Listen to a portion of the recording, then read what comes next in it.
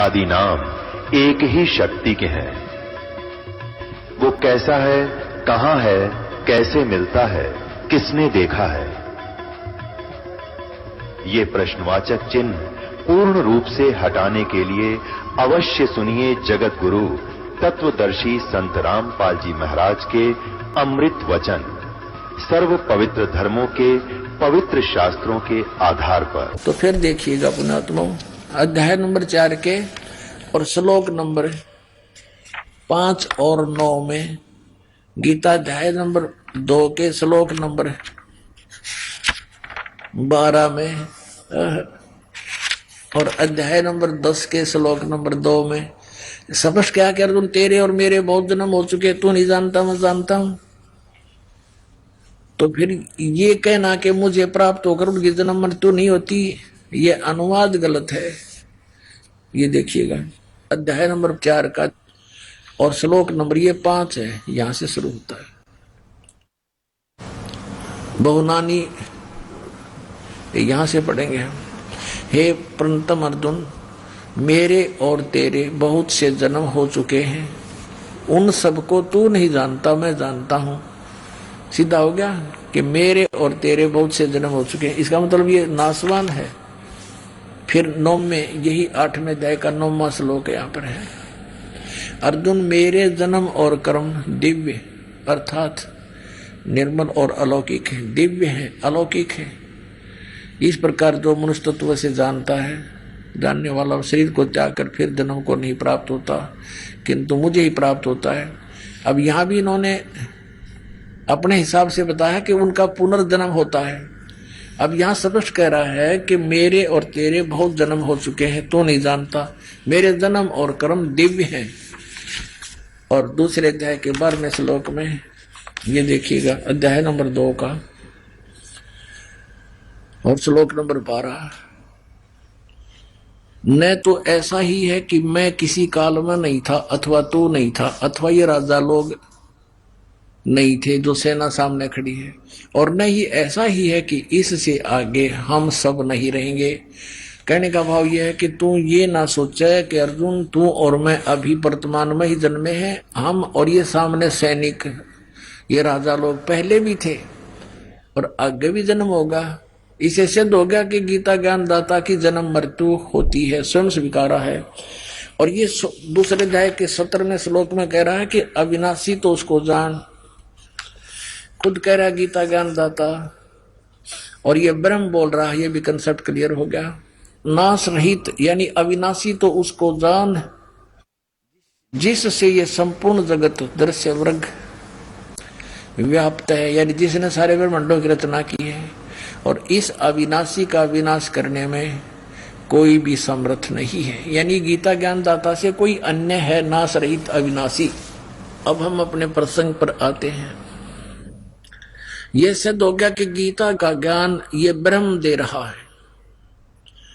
अब श्रीमद् भगवत गीता को हम समझेंगे। परमात्मा ने कहा, गुण तीनों की भक्ति में ये भूल पड़ो संसारे, कहे कबीर निज नाम बिना कैसे उतरो पार। 3 देव की जो करते भक्ति, उनकी कदे न होवे मुक्ति। इन तीनों देवों की, श्री ब्रह्मा, श्री विष्णु, श्री शिव जी की जो भक्ति करते हैं, उनकी कभी मुक्ति नहीं हो सकती। ये स्वयं नासवान है, इनकी जन्म मृत्यु होती है। थोड़ा सा और कंसेप्ट यहाँ क्लियर कर देते हैं। पुण्यात्माओं, ये तत्व ज्ञान का सूर्य उदय हो रहा है। अभी तक हमने अज्ञान अंधेरे में हम भटक रहे थे। इन नकली गुरुओं ने हमारा हंडोला बना रखा था और इन्होंने एक चक्रव्यूह बनाकर हमें फंसा रखा था। कबीर परमात्मा कहते हैं, 9 मन सूत उलझिया ऋषि रहे जखमार, और सतगुरु ऐसा सुलझा दे भाई उलझे ना दूजी बार।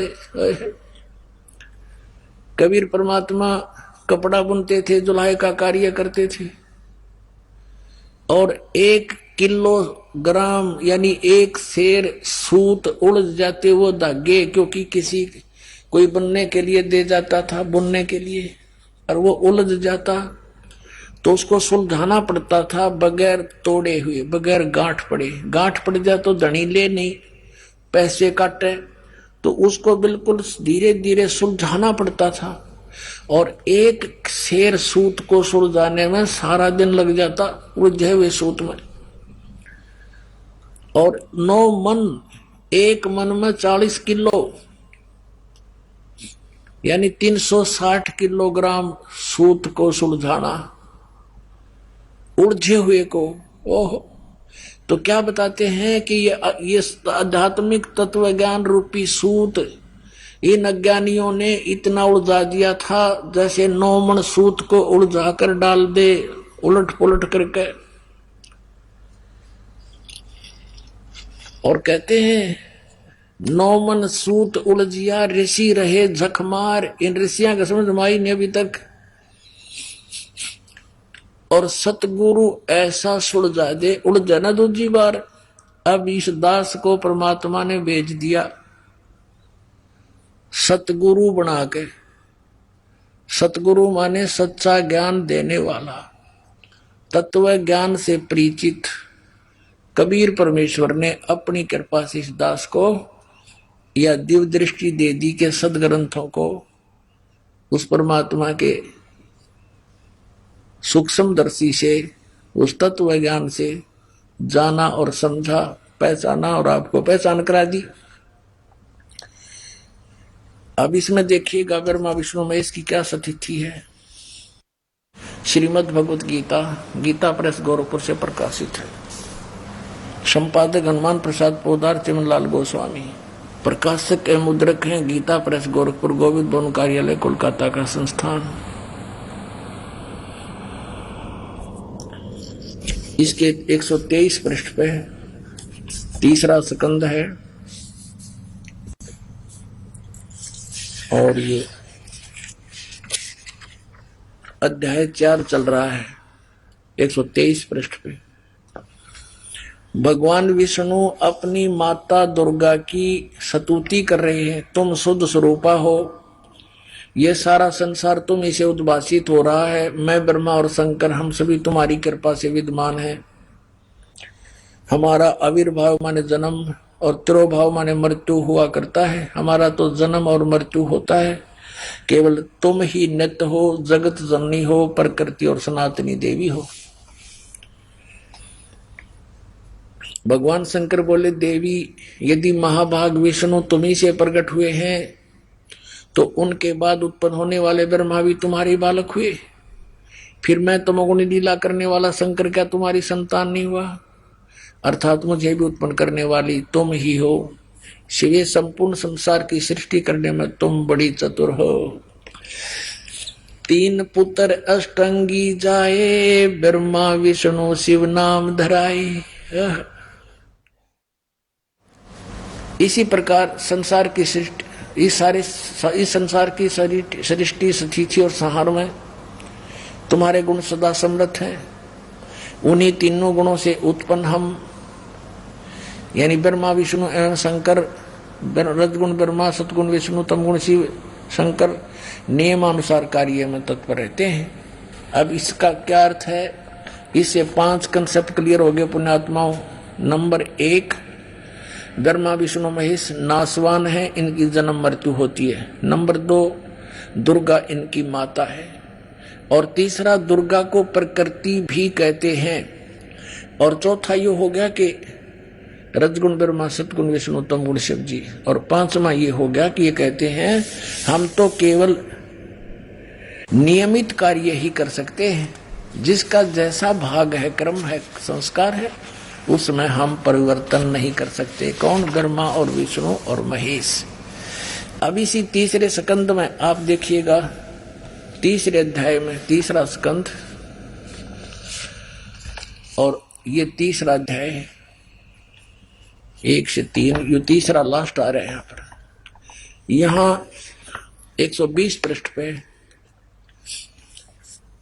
विष्णु जी बता रहे हैं कि ये वे ही दिवांगना है। दुर्गा को जब पहचाना इसने थोड़ा थोड़ा, तो क्या बताते हैं? ये वही देवांगना है जिनके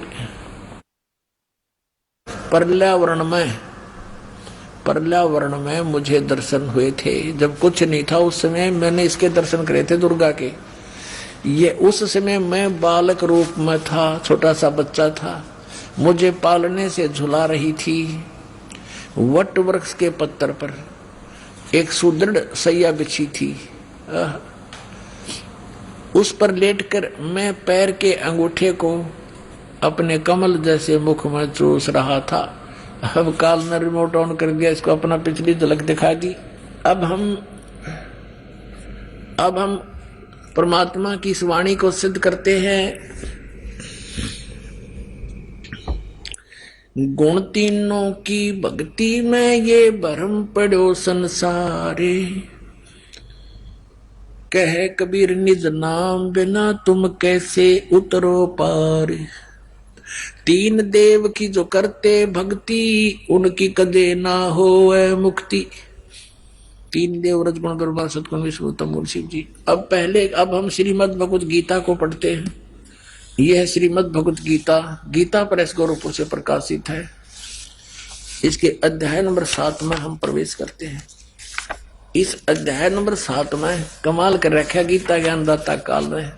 ये यहां से शुरू होता है, 7वां अध्याय 7वां अध्याय। अब कहता है, पार्थ, अनन्य प्रेम से मुझ में आसक्त चित्त मेरे प्राण होकर योग में लगा हुआ तू जिस प्रकार से संपूर्ण विभूति बल ऐश्वर्य गुणों से युक्त सबके आत्म रूप मुझको संशय रहित जानेगा, ये सीधा समग्र माम यानी समग्र माने पूर्ण रूप से सर्व सब भाव सब प्रकार से मुझको तू बिल्कुल संशय रहित जानेगा, ऐसा ज्ञान सुनाता हूं। सुन, मैं तेरे लिए, अभी दूसरा 7 में जाएगा, दूसरा श्लोक है। मैं तेरे लिए इस विज्ञान सहित तत्व यानी ज्ञान को, तत्व यानी ज्ञान को संपूर्णतः कहूंगा, जिसको जानकर संसार में फिर कुछ जानने योग्य शेष नहीं रह जाता। कि ऐसा ज्ञान सुना दूंगा कि इसको जानने के बाद फिर कुछ भी जानना बाकी नहीं रह जाएगा। अब देखना, अब हम आते हैं अध्याय नंबर 7 के और श्लोक नंबर 12 पर।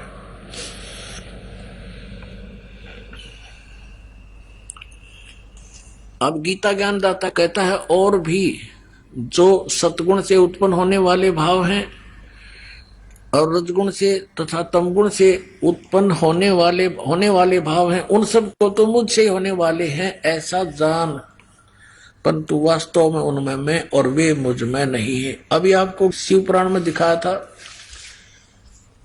कि वहां क्या बताया है, ये देखिएगा। शिव पुराण दिखाना ही पड़ेगा एक बार फिर आपको। ये 9वां अध्याय है रुद्र संहिता का, गीता प्रेस गोरखपुर से प्रकाशित, आपको दिखाई थी। इसके 110 पृष्ठ पे यह है रुद्र संहिता।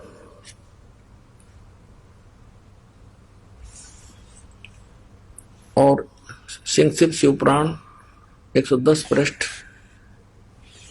यहां पढ़ा था हमने। इस प्रकार ब्रह्मा विष्णु रुद्र इन 3 देवताओं में गुण है, और ये परंतु शिव ये काल रूपी ब्रह्म, जो गीता भी वही बोल रहा है, यो इनसे परे है। गुण अतीत माने इनसे परे। अब ये भी कंसेप्ट क्लियर करना पड़ेगा कि रजगुण ब्रह्मा सतगुण विष्णु तमगुण शिव जी है, अन्यथा ये अनाड़ी अज्ञानी ऋषि मंडलेश्वर ये गुरु फिर से आपको विचलित कर सकते हैं। ये देखिएगा, मार्कंडेय पुराण गीता प्रेस गोरखपुर से प्रकाशित है, ये यहां से प्रकाशित है। और इसके 123 पृष्ठ पर आपको ले सकते हैं, ये 123 पृष्ठ है मार्कंडेय पुराण। यहां से प्रसंग शुरू होता है। मार्कंडेय जी ज्ञान सुना रहे हैं, क्योंकि मार्कंडेय पुराण है या मार्कंडेय जी बोले, इनका अनुभव है। मुने यहां पढ़ेंगे। इस तरह स्वयंभू परमात्मा की 3 अवस्थाएं होती हैं। रजोगुण प्रधान ब्रह्मा, तमोगुण प्रधान रुद्र और सत्व प्रधान विश्वपालक विष्णु हैं। ये ही 3 देवता हैं और यही तीन गुण हैं। हो गया कंसेप्ट क्लियर। ब्रह्मा विष्णु महेश कहो और चे तीनों गुण कहो। गुण तीनों की भक्ति में ये भूल पड़ो संसार। तीनों गुण यानी ब्रह्मा विष्णु महेश की भक्ति में भूल पड़ो संसार। और कह कबीर निज नाम बिना कैसे उतरो पार। तीन देव की जो करते भक्ति उनकी कदे ना हो मुक्ति। 600 साल पहले परमात्मा ये शब्द बोला करते थे और आज वो हमारे सदग्रंथ इनका समर्थन कर रहे हैं, जिनको हम शिरोधार्य माना करते थे। अब देखो और कंसेप्ट क्लियर करते हैं कि रजगुण ब्रह्मा सतगुण विष्णु तमगुण शिव जी हैं। ये श्री देवी पुराण है। अत देवी भागवतम सभाष्टीकम सहमात्यम खेमरा श्री कृष्ण दास प्रकाशन बम्बई 4, यहां से प्रकाशित। इसके तीसरे सकंद में आते हैं अत श्रीमद देवी भागवते भाषा टीका युक्ते तृतीय सकंद प्रारंभते। इसके हम 11 पृष्ठ पर पहुंचते हैं। ये 11 पृष्ठ है अध्याय 5 का तृतीय सकंद का, और इसका 8वां मंत्र हम पढ़ेंगे। 7वां या अंत हुआ, 8वां प्रारंभ हुआ। हे माता, यदि हमारे ऊपर सदा आप दया युक्त हो तो हमको तमोगुण में किस प्रकार प्रदान किया है। ब्रह्मा रजोगुण और हरि सतगुण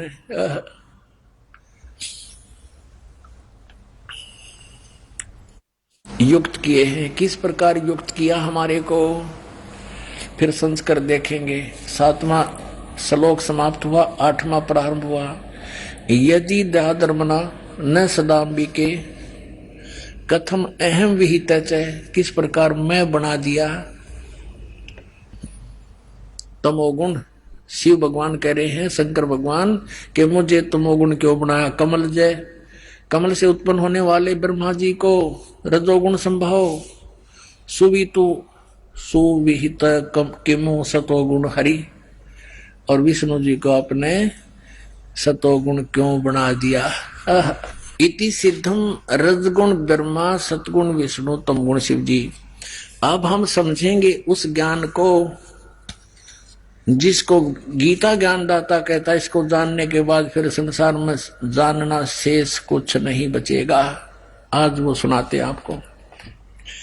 आप पढ़िए फिर से ये अध्याय नंबर 7 का श्रीमद् भगवत गीता में। आगे हम श्रीमद् भगवत गीता जयदयाल गोविंद का इसके अनुवादक हैं। ये अध्याय 7 का और श्लोक हम फिर से वही 12 को शुरू करेंगे। अब ये आसानी से समझ में आएगा। अब 12वां श्लोक है। और भी जो सत्व गुण से उत्पन्न होने वाले भाव हैं, सतगुण माने विष्णु से सतिथि, और रजगुण तथा रजोगुण से तथा तमोगुण से, रजोगुण से उत्पत्ति, तमोगुण से संहार, ये होने वाले भाव हैं। उन सब को मुझ से ही होने वाले हैं ऐसा जान, क्योंकि काल को इनके पिता को 1 लाख मानव शरीरधारी प्राणी खाने पड़ते हैं। उनके लिए इसने तीनों पुत्रों को एक एक गुण युक्त कर दिया। आप इनसे दूर रहता है, कभी किसी के सामने नहीं आता। और कहते हैं काल निरंजन सुन ठिकाना, ब्रह्मा विष्णु शिव वेद नहीं जाना। 21वें ब्रह्मांड में रहता बहुत दूर, और ब्रह्मा विष्णु महेश भी उनके विषय में नहीं जान सके, अपने पिता के विषय में। और उस परम पिता ने जो सबका पिता है, सबका बाबा है, सबका दादा है, उसने आके बताई फिर सारी हिस्ट्री सृष्टि। उन्होंने खुद रची। कबीर साहब ने अपनी रची हुई को आप ही बता सकता है। यही वेद कहते हैं कि अपनी सृष्टि को वो स्वयं ही ठीक ठीक बताने के लिए आता है, वही बताता है। अब हमने 12वां श्लोक पढ़ लिया। अब 13वां पढ़ेंगे, अध्याय नंबर 7 का गीता जी का। अब 13वां श्लोक देखिएगा। गुणों के कार्य रूप सात्विक, राजस और तामस, इन तीनों प्रकार के भावों से ये सारा संसार प्राणी समुदाय मोहित हो रहा है। इन तीनों गुणों से परे, रजगुण ब्रह्मा सतगुण विष्णु तमगुण शिव जी से परे मुझ अविनाशी को नहीं जानता। ये काल अपने आप को कह रहा है कि मुझ अविनाशी को नहीं जानता। ब्रह्मा विष्णु महेश तक सीमित है, इसका भाव ये है कहने का। अब 14वें श्लोक में क्या कहा है कि क्योंकि यह अलौकिक अर्थात अति अद्भुत त्रिगुणमयी मेरी माया बड़ी दुस्तर है। रजगुण ब्रह्मा, सतगुण विष्णु, तमगुण शिव जी के द्वारा बनाया गया ये इंद्रजाल कहते हैं बड़ा खतरनाक है। और जो पुरुष मुझको निरंतर भजते हैं वो इस माया को उल्लंघन कर जाते हैं। यानी ब्रह्मा विष्णु महेश से अधिक लाभ प्राप्त होता है इस काल की पूजा करने वाले, ब्रह्म की साधना करने वालों को। ये कहता है कि जो इन तीनों गुणों की भक्ति छोड़कर रजगुण ब्रह्मा, सतगुण विष्णु, तमगुण शिव जी की वो मेरी भक्ति करते हैं तो इनसे ज्यादा लाभ वो ब्रह्म लोक में चले जाते हैं। अब 15वें श्लोक में कमाल कर दिया, 7वें अध्याय के 15वें श्लोक को मैं कमाल कर दिया। माया के द्वारा रजगुण ब्रह्मा, सतगुण विष्णु, तमगुण शिव जी, त्रिगुणमयी मेरी माया के द्वारा जिनका ज्ञान हरा जा चुका है, जो इन ब्रह्मा विष्णु महेश से ऊपर कुछ भी सुनने को तैयार नहीं, किसी भक्ति नहीं करना चाहते, असुर स्वभाव को धारण किए हुए मनुष्यों में नीच ओए होए होए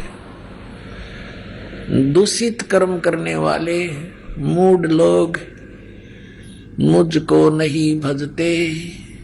अब इससे ये भी सिद्ध हो गया कि ये तीनों गुण भी भजने योग्य हैं, रजगुण ब्रह्मा, सतगुण विष्णु, तमगुण शिव जी, इनकी भी भक्ति होती है, योग्य तो नहीं है, यानी इनकी भी कोई पूजा करता है। इसलिए कहता है काल कि ये तीनों गुणों के द्वारा जिनकी बुद्धि खराब हो चुकी है, ज्ञान हरा जा चुका है, इनसे ऊपर किसी की बात सुनने को तैयार नहीं, मरने मारने को तैयार हो जाते हैं।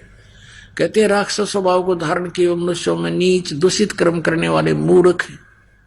ये ब्रह्म कहता है मेरी साधना भी ना करते ये पुण्यात्माओं। परमात्मा ने 600 वर्ष पहले ये ज्ञान दिया था, जो उन अज्ञानियों ने परमात्मा के साथ बड़ा विरोध करवा दिया, हमें ही मिसगाइड करके अपने पिता का शत्रु बना दिया। अब इसमें स्पष्ट कर दिया है कि श्री ब्रह्मा रजगुण, श्री विष्णु सतगुण और श्री शिव तमगुण की पूजा करने वालों को ये चार उपमा दे दी। राक्षस स्वभाव को धारण किए हुए मनुष्यों में नीच दूषित कर्म करने वाले मूर्ख। अपने आत्माओं, हम जिन सदग्रंथों को शिरोधार्य मानते हैं, आज वही हमारी क्रियाओं को जो उन नकलियों द्वारा हमारे अंदर फीड कर दी गई थी, थोप दी गई थी, उनको बुरी बता रहे हैं। और यही परमात्मा स्वयं आकर बताया करते थे कि गुण तीनों की भक्ति में भूल पड़ो संसार, और कह कबीर निज नाम बिना तुम कैसे उतरो पार। तीन देव की जो करते भक्ति, उनकी कदे न हो मुक्ति। अब जैसे हिरण्यकशिपु ने रजगुण ब्रह्मा की उपासना भक्ति की थी और उससे सिद्धियां प्राप्त करके उसने कैसे जुल्म ढाए अपने ही पुत्र पर, राक्षस कहलाया और कुत्ते वाली मौत मारा गया। रजगुण उपासक श्री ब्रह्मा जी का उपासक हिरण्यकशिपु कहते हैं हिरण्यकशिपु छाती तुड़वाई और ब्राह्मण बाणा कर्म कसाई। कहते हैं हिरण्यकशिपु छाती तुड़वाई और ब्राह्मण बाणा और कर्म कसाई। ब्राह्मण माने वो तो विद्वान बताओ भगत, ब्राह्मण का अर्थ भक्त भी होता है। भक्ति करी बड़ा जबरदस्त और फिर ये कर्म करे, कर्म कसाई जैसे अपने पुत्र का भी दुश्मन हो गया, अपने आप भगवान बन बैठा। राक्षस स्वभाव को धारण किए हुए मनुष्यों में नीच दूषित कर्म करने वाले दुष्ट मूर्ख है। अब हिरण्यकशिपु ने एक छोटे से मासूम बालक को मारने के लिए कितने ओछे हथकंडे अपनाए अपने ही पुत्र को। तो बताओ राक्षस में और दुष्ट में, मूर्ख में, दूषित कर्म करने वाले में और कौन सी कसर रही। भगवान शिव तमोगुण की भक्ति करता था कौन? रावण। और कैसा जुल्म किया, सूरवीर होकर के पराई स्त्री को उठावे, इस जितना दुष्ट कर्म कोई हो ही नहीं सकता। और फिर त्रिलोक की भगवान की पत्नी, जिनको मां की दृष्टि से देखा जाता है, उस माता को उठा लाया, सीता जी को, और उसको पत्नी बनाने की कुचेष्टा करता रहा। लेकिन वो अलग बात है, सफल नहीं हो सका, बाकी उसकी नीत गंदी थी। और ऐसी उपासना करता था भगवान शिव की, आज के तो कोई भक्ति कर नहीं सकता, ना कर सका। यहां से गर्दन काट के और अपनी बलि दे दी थी 10 बार। इतना ये भगवान वर्क दंड दे देते हैं, जैसा किया वैसा ही 10 बार इसको जीवन दे दिया। लेकिन मोक्ष नहीं, कर्म के दंड का बचाव नहीं। हिरण्यकशिपु ये तमोगुण शिव की भक्ति करता था कौन? भस्मागिरी एक तपस्वी था। भगवान शिव के द्वार के सामने, उनके महल के सामने, रेजिडेंस के सामने ऊपर को पैर करके नीचे को सिर करके खड़ा हो गया। 12 वर्ष तक खड़ा रहा। तब पार्वती ने कहा कि हे भगवान, आप तो समर्थ हैं, महादेवों के देव हैं, आप क्या नहीं कर सकते? क्या मांगता आपका पुजारी, इसको फ्री करो। अब भगवान शंकर जी ने कहा, तमोगुण शंकर ने, कि मांग भाई, क्या मांगता है भस्मागिरी? भस्मागिरी ने कहा कि प्रभु वचनबद्ध हो जाओ तब मांगूंगा, वैसे नहीं। भगवान ने सोचा कि मांगते हो, एक सिद्धि और मांग लेगा। कहने लगा भी ठीक। भगवान शंकर बोले भी ठीक है, मैं वचनबद्ध हो गया, मांगो क्या मांगता। खड़ा हो गया। क्या मांगा कि आपने जो ये कड़ा पहन रखा, ये कड़ा दे दो। उस कड़े में क्या करामात थी, क्या विशेषता थी कि उस कड़े को किसी के सिर पर रखकर यूं कह दे भस्म, तो वो जल जाता था सामने वाला। उसमें ऐसी सिद्धि शक्ति थी। और इस बात से परिचित था कौन? शिव का पुजारी भस्मागिरी। भगवान शिव ने वचनबद्ध हो गए थे, तुरंत अपना कड़ा निकाल कर दे दिया अगले पुत्र। भगवान शिव ने सोचा जंगल में रहता है, अपनी रक्षा के लिए मांगता होगा। अब जो ही भस्मागिरी के हाथ में आ गया कड़ा, वो भस्म कड़ा, अन्य बोले ही बोले, होशियार शंकर भगवान जिसकी पूजा करे था उससे का दुश्मन हो गया। और कहा कि अब तुझे मारूंगा, पार्वती को अपनी पत्नी बनाऊंगा। हा हा हा लगा इसने। भगवान शंकर ने सोचा ये तो बस सचमुच तौर बदल गया, इसने तो तेवर बदल लिए, सचमुच करेगा यू तो काम। और लोग करे शंकर भगवान की तरफ। शंकर भगवान ने तो डाक ठोक दी, फुल स्पीड तो भाग दिया, मर गया भाई। अब पुण्यात्माओं, इनको अविनाशी कहा करते हम, और ये कथा रोज पढ़ा करते। अविनाशी तो कबीर भगवान थे, परमेश्वर कबीर देव, जुलाहा कबीर, दान कबीर। और उनको कहने लगे कि तुम्हें उबलते हुए कढ़ाई में तेल के, सरसों के तेल के कढ़ाई में तेरी परीक्षा लेंगे। परमात्मा बोला ले लो। परमात्मा बैठ के जाके और जो के तो रहे। और फिर एक झेरे कुएं में डाल दिया परमात्मा को। ऊपर से मिट्टी, गोबर सब कुछ भर दिया, छड़े सैकड़ों फुट मिट्टी, हजारों टन मिट्टी ठोक दी। शेख्त की गया सिकंदर लोधी के पास के, कहा कि तेरे उस भगवान को हमने मार डाला और झेरे कुएं में ठोक दिया है। सिकंदर लोधी कहने लगे वो तो देखो कमरे में बैठे हैं।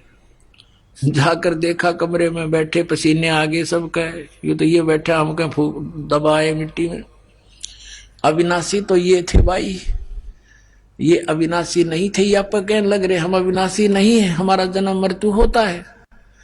तो ये लोक वेद सुना कर हमारे पूर्वजों का नाश कर दिया नकली संतों, ऋषियों में, ऋषियों मंडलेशों, गुरुओं ने। अब इनसे बच्चों टाइम दिया पुण्यात्माओं, पाछे गई सो जान दो, बाकी बची रख लो। कुछ नहीं गया अभी तक, असंग जन्म और होने थे, ये पीछा छूट जाएगा।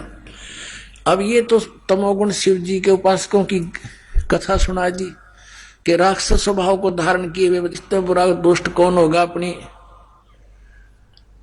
अपनी माता के ऊपर नीयत खराब कर रहा, क्योंकि गुरु यानी इष्ट की पत्नी मां के तुल्य होती है। और आगे आके भगवान शंकर जी और पीछे पीछे पुजारी, आगे भगवान, दोनों जहां स्पीड खींचे। अब भस्मागिरी ने तो ये था, जब लग यो शिव जी ने मर लेगा इतने तो फरी नहीं हो सकता, इसको मार के सांस लूंगा। आगे आपको पता है कि फिर भगवान आए पार्वती रूप बना के, गंडहत नाच नचा के भस्मागिरी को मारा। फिर श्री शिव जी के पास जाकर के उसका दिल डांटा कि मैंने भस्मागिरी को मार दिया है। अब वो भस्मागिरी फिर भस्मासुर कहलाया, राक्षस से। ये है पुण्यात्माओं गूढ़ रहस्य इन सदग्रंथों के, जो तत्वदर्शी संत के बिना इनको समझा नहीं जा सकता। तत्वदर्शी संत परमात्मा का, कबीर भगवान का कृपा पात्र होता है, उसी की बुद्धि खुल सके, ना तो यू काल खुल ना दे किसी की भी। अब आपको सुनाते हैं कि एक समय हरिद्वार के अंदर कुंभ का पर्व लगा, पर भी नहाने का समय निर्धारित हुआ। सभी ये त्रिगुण उपासक वैष्णव, ये सतोगुण विष्णु जी के उपासक संत, और भगवान शंकर तमोगुण के उपासक ये गिरी पुरी सन्यासी, और ये नागा नाथ कनपाड़े और बिना कनपाड़े, ये सभी तमोगुण शंकर के उपासक हैं और वैष्णव साधु विष्णु जी के उपासक हैं। ये सभी स्नान करने के समय जहां ये कुंभ का मेला लगता है, वहां अपने अपने ग्रुप में, अपने अपने समुदाय में ये एकत्रित हो जाते हैं। गिरी अपने ग्रुप में, पुरी सभी अपने ग्रुप में, और वैष्णव अपने ग्रुप में, नागा अपने ग्रुप में। फिर स्नान करने के समय ये सभी चल पड़ते हैं अपने अपने समुदाय में। सबसे पहले नागा पहुंच गए हरिद्वार में, ये पर भी लगनी थी कुंभ के मेले की, हर की पैड़ी पे।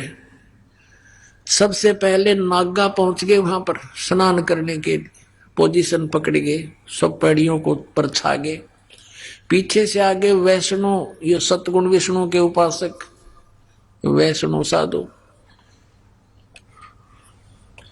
इन्होंने नागाओं से कहा कि ए नागाओं, प्रथम स्नान हम करेंगे, तुम मत नहाना पहले, क्योंकि हम सर्वश्रेष्ठ हैं, हम विष्णु जी के उपासक हैं। नागा कहने लगे कि नहीं, हम सर्वश्रेष्ठ हैं, हम त्यागी और बैरागी हैं, हम नी वस्त्र रहते हैं, नी इच्छा फिरते हैं, हम सर्वश्रेष्ठ हैं, हम सबसे पहले स्नान करेंगे। अब वैष्णव साधुओं ने कहा कि तुम काहे के श्रेष्ठ हो, पशु की तरह नंगे फिरते हो, टट्टी के हाथ भी नहीं धोते, सारे शरीर पर तुम राख रमाए रहते हो, आज नहाने वाले बन गए, शरण फिरो, तुम बाहर आओ। अब इतनी बात सुनी थी, वो भगवान भी भूल गए, हर की पैड़ी याद रही नहीं, वो पर भी याद नहीं रही। आपस में लड़ मरे, कट गए, काट गए एक दूसरे को। 25,000 ये त्रिगुण उपासक आपस में लड़का मर गए, कत्लेआम हो गया, और गंगा के उस जल को लाल कर दिया रक्त से। अपना आत्मा परमात्मा ने बताया इनके बारे में, तीर तुपक तलवार कटारी, जमधड़ जोर बदावे हैं, हर पैड़ी हर हेत न जाण्या, वहां जा तेग चलावे हैं, काटे शीस नहीं दिल करुणा, ये जग में साध को आवे हैं, जो जन इनके दर्शन को जावे, उनको भी नरक पठावे। परमात्मा कहते तुम इन महात्मा मानते थे, एक छोटी सी बात पर लड़ मरे नान के ऊपर के बिजली पड़े थी, गंगा का पानी खत्म हुआ था, आम व्यक्ति भी स्नान कर रहे हो, एक पीछे से आ जा भाई मैं भी नहा लूं, आजा भाई आजा, स्नान करने वाले जगह दे देते हैं। ये तो आम व्यक्ति से भी गिरे हुए इंसान, इनको महात्मा कहते हो तुम? परमात्मा ने कहा कट शीश नहीं दल करुणा, इनके दिल में दया भी नहीं, और ये जग में साधक वावे हैं। और जो जन इनके दर्शन को जावे, इन गुरु बना ले, उनको भी नरक पठावे। तो पुण्यात्माओं, इस प्रकार अपने सदग्रंथों को समझना आपके लिए अति आसान हो जाएगा। गुण तीनों की भक्ति में 600 वर्ष पहले भगवान ये कथा सुना गए थे। ये पुण्यात्माओं, पहचान लो भगवान कौन है, कितना आसान है। जिन ग्रंथों को आज तक ये हमारे गुरु नहीं समझ सके, वो भगवान समझ कर बता कर रख कर चले गए थे कि ये बहुत है, ये लिखा है इनके अंदर, और उस परमात्मा के पाने का मार्ग इसमें नहीं है। वेद हमारा भेद है, मैं ना वेदन के माही, जौन वेद से मैं मिलूं ये वेद जानते नहीं। परमात्मा कबीर जी कहा करते, धर्मदास इन चारों वेदों में मेरी ही महिमा का गुणगान है, मेरे विषय में जानकारी है, लेकिन मैं इन वेदों में लिखी विधि से, वर्णित विधि से मेरी प्राप्ति नहीं हो सकती। और जिस वेद से यानी जिस ज्ञान से मैं मिलूं ये वेद जानते नहीं। वो कौन सा वेद है? वो सूक्ष्म वेद है। सूक्ष्म वेद कौन सा है? गीता जी अध्याय नंबर 4 के श्लोक नंबर 32 में गीता ज्ञानदाता कहता कि अर्जुन, जो अध्याय नंबर 4 के श्लोक 25 से लेकर 31 तक जिन साधनाओं की जानकारी की है, उनके साधक अपनी साधनाओं को इसलिए कर रहे हैं कि वो उनको पापनाशक जानते हैं, लेकिन इस प्रकार की यथार्थ साधनाओं की जानकारी विस्तार के साथ ब्रह्मणे मुखे सच्चिदानंद घन ब्रह्म की वाणी में कहा गया है। अब यहां अनुवाद करताओं ने गीता जी अध्याय नंबर 4 के श्लोक नंबर 32 में अनर्थ कर दिया, ब्रह्मणे मुखे का अर्थ लिख दिया इन्होंने वेद की वाणी। और गीता जी अध्याय नंबर 17 के श्लोक नंबर 23 में ब्रह्मणे शब्द है, ओम तत् सत इति निर्देश है ब्रह्मणे त्रिवेद समर्थ है। वहां पर इन्होंने ठीक अनुवाद कर रखा है। ब्रह्मणे माने सच्चिदानंद घन ब्रह्म, यानी परम अक्षर ब्रह्म, वो पूर्ण परमात्मा के पाने का ओम तत्सत इति निर्देश है, नथिंग एल्स। निर्देशन माने फाइनल फैसला, डायरेक्शन, ऑर्डर एंड डायरेक्शन, ये निर्देश है। और जो ओम नमः शिवाय, ये ओंकार रंकार ज्योति निरंजन सतनाम आदि ये 5 नाम, अकाल मूर्त सब स्वरूपी राम सतपुरुष, ये नहीं, ये मंत्र मोक्षदायक नहीं है। इसी के परिणाम स्वरूप राधा स्वामी पंथ के प्रवर्तक श्री शिवदयाल जी वो भूत बने, प्रेत बने, और अपनी से बुक्की में उस लड़की में आकर प्रवेश करके फिर लगे हुक्का पीने, लगे फिर पलंग पर बैठ कर उसी तरह फंड करने। तो पुण्यात्माओं, गरीबदास जी कहते हैं कि सतगुरु पुरुष कबीर हैं ये चारों युग प्रवान, ये झूठे गुरु अमर गए, ये हो गए भूत मसान।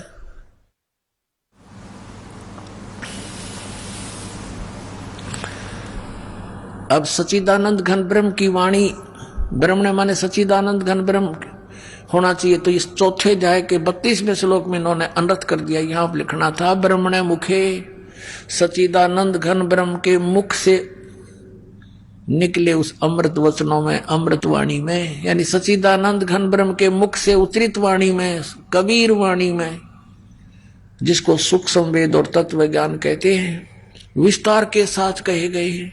चौथे अध्याय के 34वें श्लोक में कहा कि उस तत्व ज्ञान को जो सच्चिदानंद घन ब्रह्म ने स्वयं आकर बोला है, उसको तू गीता ज्ञानदाता कहता तत्वदर्शी संतों के पास जाकर समझ, और उनको दंडवत प्रणाम करने से, कपट छोड़कर उनसे प्रसन्न करने से वो तत्वदर्शी संत तुझे उस परमात्म तत्व का फिर ज्ञान करावेंगे। इससे सिद्ध है कि गीता ज्ञानदाता भी अनभिज्ञ है उस तत्व ज्ञान से, उस परमात्मा के सुख संवेद से और उस मंत्र से। इसने संकेत अवश्य दे दिया 17वें अध्याय के 23वें श्लोक में कि ओम तत्सदिति निर्देश ब्रह्मचर्यविद समर्थ है कि उस सच्चिदानंद घन ब्रह्म के पाने का ये 3 मंत्र का जाप है, एक ओम और तत्, ये गुप्त है। आइए अब हम उन श्रद्धालुओं के अनुभव जानते हैं जो जगत गुरु तत्वदर्शी संत रामपाल जी महाराज जी से दीक्षा प्राप्त कर चुके हैं तथा उनके द्वारा बताए गए भक्ति मार्ग पर चल रहे हैं। नमस्कार सर। नमस्कार जी। सर क्या नाम है आपका? राजवीर दास। सर कहाँ से हैं आप? सर गांव कचोरा, तहसील करावली, जिला आगरा। सर संत रामपाल जी महाराज से कब जुड़े आप? तारीख 16 महीना 5 2012। सर संत रामपाल जी महाराज से नाम दीक्षा लेने से पहले क्या आप भक्ति साधना भी करते थे? जी हाँ, मैं पैदल गोवर्धन की फेरी लगाता था, 84 ब्रज की परिक्रमा, कभी वाहन से नहीं, हमेशा पैदल जाता था। और एक संत थे जिनका नाम था प्रकाश आनंद गिरी, उनसे नाम दीक्षा भी ले रखी थी। ओम नमः शिवाय का मंत्र जिन्होंने मुझे जाप के लिए दिया था, उसका जाप भी करता था। और जितनी भी देवी देवताएं त्रिलोकी की सारी पूजा करता था। और उसके बाद में जब समय बचता था तो गांव के देहाती जो सत्संग होते हैं उनमें जाता था। अखंड रामायण जहाँ भी कहीं गांव में होती थी वहाँ पर मैं जाता था। और गांव में भी इतना मेरा वो हो गया था कि जहाँ भी प्रोग्राम अखंड रामायण का होता था मुझे बुलाया जाता था, भगत जी हमारे यहाँ अखंड रामायण का प्रोग्राम है। 4 घंटे से पहले अगर कोई मुझे हटा देता था तो मैं नाराज हो जाता था, बोल देता था कि भक्ति नहीं करने देते हो, रामायण नहीं पढ़ने देते हो, क्यों बुला के लाते हो मुझे। ऐसी अटूट मतलब भक्ति में जो उसे समझता था, जो त्रिलोकी देवों की भक्ति है, जिससे मुझे आज तक कोई लाभ नहीं हुआ। 84 की फेरी से केवल घुटनों में दर्द और एड़ियों में दर्द, गोवर्धन की पैदल परिक्रमा जाने से केवल यही सारे दर्द वीर बन चुके थे। और मेन रूप से मैं एक कैंसर का पेशेंट रहा। सर आपके बताए अनुसार आप बहुत कठिन साधक रहे हैं, तो फिर आप संत रामपाल जी महाराज की शरण में कैसे आए? सर मैं कैंसर का पीड़ित एक मरीज था, किसान आदमी था, मेरे पास ज्यादा पैसा भी नहीं था। जितना भी पैसा था सारा इलाज में खर्च हो चुका था, करीब 1-1.5 लाख रुपया 2 लाख रुपया खर्च हो चुका था। और डॉक्टर हमेशा ऑपरेशन के लिए बोल देते थे, लेकिन रिश्तेदार वगैरह में जाते थे कि कैंसर का ऑपरेशन होते ही खत्म हो जाते हैं। डॉक्टर रुपया भी 2-2.5 लाख मांगते थे। उतना पैसा मेरे पास अब नहीं बचा था, केवल सब्जी के लायक मेरे पास पैसा था। और मैं पीड़ित होकर के चारपाई में पड़ा रहता था। इतना कमजोर हो चुका था कि नहाने की इच्छा नहीं करती थी, केवल भीगे हुए कपड़े से पालिश करता था शरीर पर। एक बार ऐसा हुआ कि संत रामपाल जी महाराज के शिष्य एक गाड़ी लेकर पुस्तक सेवा करने के लिए मेरे गांव में आए और मैं चारपाई में पड़ा था। मेरा खेत सूख रहा था, मेरी जमीन में खारी पानी था, केवल नहर के भरोसे का खेत था। मैं उसमें सिंचाई करने के लिए परेशान था, नहर बंद हो चुकी थी, खेत सूख रहा था। तो मैं वहां घूम के आता था लकड़ी के सहारे से, और आके जैसे ही चारपाई पे मैं लेटा तो मैंने कानों से माइक की आवाज सुनी। तो मैंने अपने छोटे बच्चे से कहा, बेटे आवाज किसकी आ रही है? बच्चे ने कहा, पापा ये कोई गाड़ी पुस्तक बेच रही है। तो मैंने कहा कि बेटा एक पुस्तक ले आओ। घर पे पैसा नहीं था। मेरी घरवाली मेरे दर्द की दवा लाने के लिए 60 रुपए किसी पड़ोसन से मांग कर लाई थी। तो मैंने उससे कहा इसे 10 रुपए दे दो। उस समय 10 रुपए मात्र ले रहे थे गाड़ी में जो ज्ञान गंगा के लिए। तो मैंने उससे कहा इसे 10 रुपए दे दो, एक पुस्तक मंगा लो।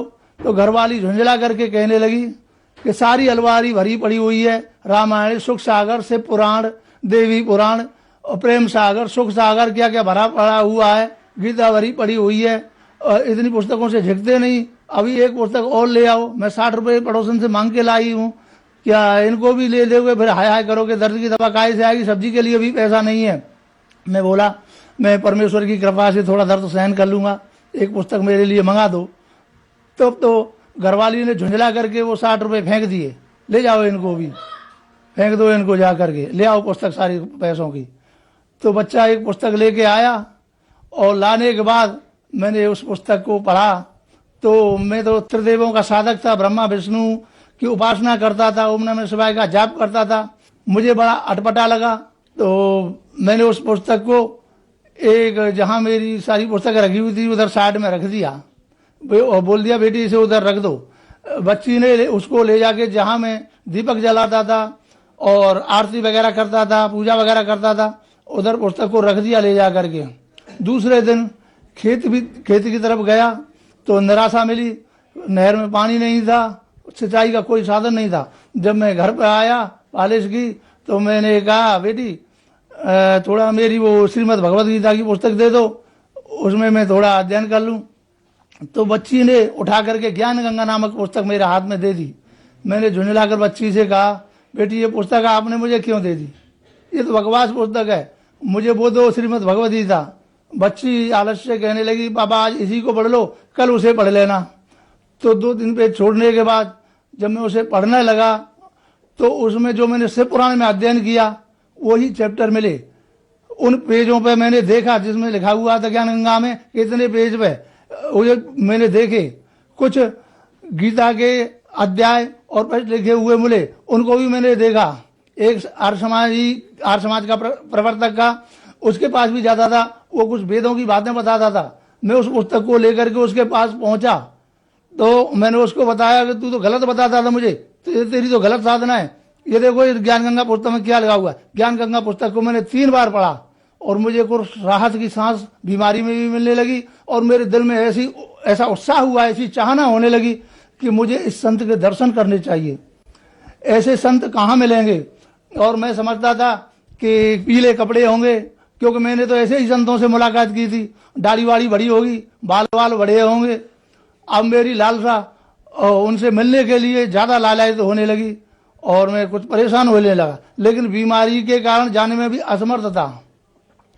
एक दिन मैंने सोचा कि आज कुछ भी हो मैं संत रामपाल जी महाराज के दर्शन करने के लिए अवश्य जाऊंगा। तो मैंने किसी को साथी बनाने के लिए खोजा, लेकिन गांव में कोई भी साथी नहीं मिला। एक वाल्मीकि जो कबीरपंथी बताते थे, लेकिन उनका कबीरपंथ मुझे मतलब सुहावना नहीं लगा। वो कुछ बधाई वगैरह गाते थे, तो मैंने उनको जाके पूछा कि भाई आप कबीरपंथी हो, ये कबीरपंथी की पुस्तक मुझे मिली है, संत रामपाल जी के पास मुझे ले चलोगे।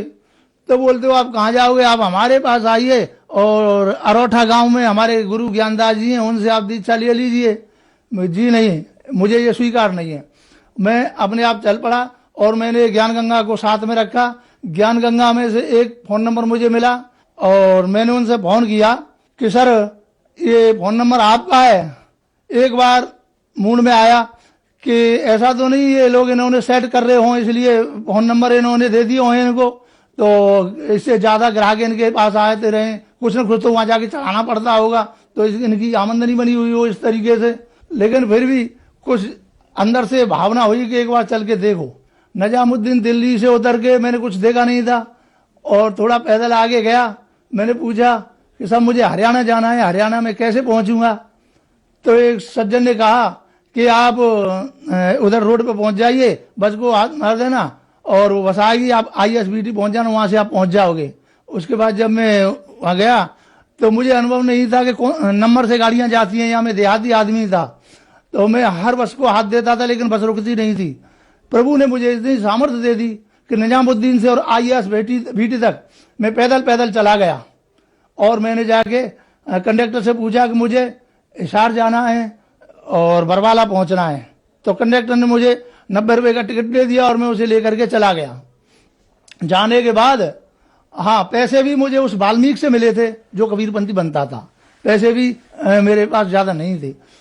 अब लेकर चला गया, उसने मुझे बरवाला बस स्टैंड पर उतार दिया।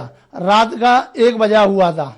तो मैंने पूछा कंडक्टर से, सर मुझे बरवाला आश्रम पे जाना है, संत रामपाल जी के आश्रम पे, वहां कैसे पहुंचूंगा। तो बोलता है कि 1 नंबर पर खिड़की पे चले जाओ, वहां पे आपको चंडीगढ़ जाने वाली बस मिलेगी, उससे आप निकल जाना।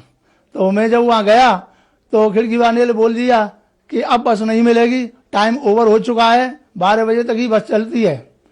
तो मैंने सोचा जब परमात्मा निजामुद्दीन से ISBT तक पैदल लाए तो यहाँ से भी ले जाएंगे। मैं पैदल वहां से चल दिया। चलने के बाद मेरे तो यही भ्रम था कि ऐसा आश्रम होगा कहीं झोंपड़ी वगैरह बनी हुई होगी, कोई झंडे वगैरह लगे हुए होंगे। आश्रम मुझे मिला, उसमें लाइट वगैरह कुछ जली हुई थी, लेकिन मैंने उसे किसी की कोठी या वो समझा और मैं आगे निकल गया। और निकल करके जब मैं परेशान हो गया चलते चलते, रात का 2-2:30 बज चुका था, मैंने फिर मेहरा साहब को फोन किया तो गाड़ी में बैठा के ले गए। और मैं नशा बहुत करता था, तंबाकू खाता था कुबेर नाम की, और बीड़ी पीता था 502 की, हुक्का भर के तंबाकू भी पीता था, शादी पार्टियों में दारू वगैरह भी इस्तेमाल कर दिया था। उसके बाद जब मैं आश्रम में पहुंचा तो यहाँ से घर से पूरे बंडल तंबाकू वगैरह ले गया था। आश्रम में जब गाड़ी ने मुझे छोड़ा कि आप अंदर चले जाओ जी, तो एक भगत जी वहां पे मिले जो रामपाल जी महाराज के शिष्य थे। उन्होंने मेरी तलाशी ली और देख करके कहा कि आप तो नशा बहुत करते हैं। मैं बोला जी हाँ, कि यहाँ तो मुक्ति मार्ग है, नशा मार्ग नहीं है भगत जी। आप ऐसा करो, ये बीड़ी वगैरह इस डब्बे में डाल दो, बीड़ी तंबाकू। मैं बोला साहब इसके बिना मैं जी नहीं सकता, ये तो मेरी आखिरी सांस के साथ जाएंगी और इसके बिना तो मेरे बहुत गैस बनेगी, मेरे बहुत पेट में दर्द होगा, मैं व्याकुल हो जाऊंगा। भगत जी ने मुझे समझाया कि ठीक है, अगर जब व्याकुल होंगे हम आपको ये देंगे निकाल के, इस डब्बे में रख दो। उसके बाद पहले दिन मैंने सत्संग सुना, दर्द में कुछ राहत मिलने लगी, लेकिन समझ में मेरी कुछ नहीं आया। दूसरे दिन कुछ भक्त लोग वहां मिले और मेरी भी कुछ समझ में धीरे धीरे आने लगा। भक्तों ने मुझसे परेशानी पूछी, मैंने उनको प्रॉब्लम बताई और उन्होंने मुझे समझाया भक्तों ने कि आप किसके साथ आए हो। मैं बोला साहब मैं तो ज्ञान गंगा पुस्तक पढ़ने से आया हूँ, कितने भक्तों की पीड़ाएं ठीक हो गई हैं, परमात्मा हो सकता है मेरी भी पीड़ा ठीक कर दे, तो इन संत जी की शरण में आया हूँ। तो उन्होंने बोला कि आप नामदीद चलो, आपको तुरंत आराम मिलेगा। उसके बाद दूसरे दिन संत रामपाल जी महाराज से नाम दीक्षा ली। सर, बहुत कठिनाइयों के होते हुए आपने संत रामपाल जी महाराज से नाम दीक्षा ली, तो क्या संत रामपाल जी महाराज से नाम दीक्षा लेने के बाद आपकी परेशानियां दूर हुई? जी हाँ सर, जितनी भी मेरी पीड़ा थी, सांस फूलती थी और कैंसर का रोग था, डॉक्टर ने मुझे यही बताया था आप अगर ऑपरेशन नहीं कराओगे तो आपकी लास्ट स्टेज है, घर पर जाइए और बच्चों से बोलो आपकी सेवा करें और आपका फिर कोई इलाज नहीं है, ये कैंसर आपका फूट जाएगा, ये काफी बड़ा हो चुका है और आप स्वर्ग सिधार जाओगे। लेकिन इतना पैसा मेरे पास नहीं था और मैं झक मार के घर आ गया और बड़ी मुश्किल से झक मार के संत रामपाल जी की शरण में जब मैं पहुंचा और नाम दीक्षा लेने के बाद मेरे दर्द में राहत मिली और दर्द में राहत मिलने का धीरे धीरे उस गांठ का पता ही नहीं कि वो गांठ कैसे घुलती चली गई, कैसे ठीक होती चली गई, परमात्मा ने किस प्रकार से उसका ऑपरेशन कर दिया। पड़ोसी भी कहने लगे कि देखो कैंसर सबको खाता है, ये बंदा कैंसर को भी खा गया, न जाने कहां से मंत्र सीख के आया है कैंसर का, देखो इसके पास कैंसर का मंत्र है, इसको कैंसर हुई तो मीठी कैंसर हुई, दुनिया को कैंसर खाती है, कैंसर को खा गया। ऐसा इंसान आज तक हमने नहीं देखा। ऐसे कह के लोग हंसने लगते हैं। आज भी संत रामपाल जी की कृपा से और मेरा कैंसर भी ठीक हो गया, सांस फूलना भी बंद हो गया, जितने भी परेशानी थी सारी दूर हो गई। एक बच्ची मेरी बहुत बीमार रहती थी, उसकी ससुराल वालों ने जहां तहां डॉक्टर अशोका और ए गुप्ता, डॉक्टर पटनी, उनसे काफी इलाज कराया था। लास्ट में उन्होंने कहा कि पैसा खर्च हम करेंगे जी, आप इसको ले जाइए जहां भी आप कहेंगे, जिन डॉक्टर से आप इलाज कराना चाहेंगे उनसे हम इनका इलाज कराएंगे और पैसा हमारा, आप सलाह दीजिए, हम हार चुके हैं, हम थक चुके हैं। तो मैंने उनसे कहा कि देखिए जी, मेरे यहाँ संत रामपाल जी महाराज से बढ़कर कोई भी डॉक्टर नहीं है, कोई भी परमेश्वर नहीं है, कोई भी वैद्य नहीं है। जिन्होंने मेरा कैंसर ठीक किया है, मेरा श्वास फूलना कम किया है, उनसे अलावा दूसरा बढ़कर के वैद्य हकीम नीम कोई भी नहीं है, वही मेरे परमेश्वर हैं। आपकी इच्छा हो, आपको अगर ऐतराज न हो तो बेटी को और दामाद को मेरे साथ भेजो और वहां से नाम दीक्षा लो और ये ठीक हो जाएंगे। तो उन्होंने कहा कि आप अपनी बेटी को ले जाइए और लड़का हमारा बाद में ले लेगा। तो मैं अपनी बच्ची को वहां लाया और बच्ची को वहां लाने के बाद में उसको नामदान दिलाया और नामदान देने के बाद ही उसे राहत मिलती चली गई। राहत मिलने के बाद वो तुरंत ठीक हुई। आज वो लड़की भी बिल्कुल स्वस्थ है और मैं भी बिल्कुल स्वस्थ हूँ। मुझे कोई परेशानी है संत रामपाल जी की कृपा से, संत रामपाल जी के महाराज की शरण में आने से मेरे सारे लाभ हो गए। और मेरे बच्चे ने प्रथम बार भर्ती देखी थी, पहली भर्ती में ही मेरा बच्चा सीओडी में सेलेक्ट हो गया, जो कि कई बार भर्तियां देखते हैं बच्चे नहीं आ पाते हैं। संत रामपाल जी की कृपा से ये सारे काम हुए और पता नहीं, मैं एक साधारण आदमी हूँ। एक बच्ची मेरी बीकॉम कर रही है, दूसरी बीए कर रही है, तीसरी इंटर कर रही है और एक बच्चा मेरा हाई स्कूल में पढ़ रहा है। इन सब का खर्चा कैसे चलता है मुझे नहीं पता। संत रामपाल जी महाराज कहाँ से इनकी फीस परवरिश करवा देते हैं, कहाँ से कैसी व्यवस्था बना देते हैं, स्कूल के ड्रेस के, फीस के, एडमिशन, पुस्तक वगैरह, ट्यूशन वगैरह, कोचिंग वगैरह, इनके बहुत सारे खर्चे न जाने संत रामपाल जी महाराज कहाँ से चलवा देते हैं, कहाँ से पैसा आता है और मुझे दिखाई भी नहीं देता और काम भी सारे होते रहते हैं। संत रामपाल जी महाराज की शरण में आने से पहले मैं इतना बीमार रहता था, इतना तंग रहता था कि सब्जी के लिए, नमक की थैली तक के लिए भी पैसे मेरे पास नहीं रहते थे। 60 रुपए मेरी घरवाली एक पड़ोसन से मांग के लाई थी और उससे मैं केवल दर्द की गोली खाता था। ज्यादा दवा नहीं आ पाती थी, केवल दर्द की, जो हरे पत्ते डाइक्लोरन प्लस आती है उसे केवल दर्द के लिए 2 खा लेता था। उससे मेरे दर्द में राहत मिल जाती थी। उन्हें 1-2 महीने के लिए 60 रुपये को करता था। और आज संत रामपाल जी महाराज की शरण में आने से न कोई बीमारी है, न पैसे की तंगी है, न कोई किसी से झगड़ा होता है और शांति ही शांति प्राप्त हो रही है। धन्य है ऐसे गुरुदेव, धन्य है ऐसे परमेश्वर। सर, आपकी स्थिति बहुत दयनीय थी। आपके पास दवाई खाने के लिए भी पैसे नहीं थे। फिर जगत गुरु संत रामपाल जी महाराज से नाम दीक्षा लेने के बाद आपका कैंसर ठीक हो गया। सर, आपने ज्यादातर धर्म ग्रंथों का अध्ययन बहुत ही गहराइयों से किया है। तो सर, जगत गुरु संत रामपाल जी महाराज में ऐसी क्या शक्ति है जो कैंसर जैसी लाइलाज बीमारी बिना ऑपरेशन, बिना दवाई के केवल नाम दीक्षा देने मात्र से ही ठीक कर रहे हैं? संत रामपाल जी महाराज पूर्ण परमेश्वर हैं, पूर्ण परमात्मा आए हुए हैं। धरती पर इनके अलावा दूसरा कोई परमात्मा नहीं है। यही साकार परमात्मा और साहिब कबीर जी के रूप में आए हुए हैं। सर, आप कैसे कह सकते हैं कि संत रामपाल जी महाराज जी पूर्ण संत हैं? सर, जो डॉक्टरों से दवा नहीं हुई, जो देवों की, त्रिदेवों की शक्ति में बार बार करता रहा, उनसे मेरे पीड़ा बढ़ती गई। तो और संत रामपाल जी शरण में आने से केवल ऐसा उन्होंने मंत्र जाप दिया और उस मंत्र के लिए मैं ही नहीं, मेरे सारे पड़ोसी भी कहते हैं कि ये खेत में कुछ भी फेंकता है, अपने गुरुजी से कोई ऐसा मंत्र सीख के आया है कि झूठे को फेंकता है तो सांचे को पैदा होती है। ये कौन सा मंत्र सीख के आया है? तो मैं कैसे नहीं कहूँ वो परमात्मा नहीं है, वो परमात्मा है। संत रामपाल जी महाराज सभी सदग्रंथों से प्रमाणित भक्ति देते हैं, सारे प्रमाण शास्त्रों में मिलते हैं और मतलब इसमें कोई शंका नहीं रहती। सर, संत रामपाल जी महाराज से नाम दीक्षा लेने के बाद आपको बहुत सारे लाभ प्राप्त हुए। तो जो दर्शक आज आपको देख रहे हैं वो भी किसी न किसी तरीके से बहुत ज्यादा परेशान है, उनके लिए आप क्या कहना चाहेंगे? मैं भक्त समाज को यही कहूंगा कि भक्तों, मिलो, ये मौका न चूकने दो। धरती पर परमात्मा आए हुए हैं, जल्दी ही इनकी शरण में आओ और सारे त्रिवेदी काल के दूतों से बचो जो भी तुम्हें ढोंगी बहकाए हुए हैं। जैसे मैं भी पीले कपड़े वालों के पीछे पीछे घूमता था, पैर छूते रहता था, उनको त्यागो, वो काल के दूत हैं और उनसे दूर हटके संत रामपाल जी महाराज की शरण में आओ और मुक्ति कराओ। सर, संत रामपाल जी महाराज की शरण में कैसे आ सकती हैं? संत रामपाल जी महाराज की शरण से पुस्तक सेवा जब हम करने जाते हैं तो जगह जगह, गांव-गांव पुस्तक सेवा करते हैं। ज्ञान गंगा नाम की एक पुस्तक है जिसमें सृष्टि रचना का भी सारा प्रमाण है।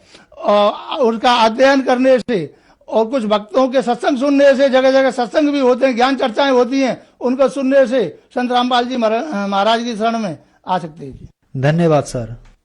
सत साई।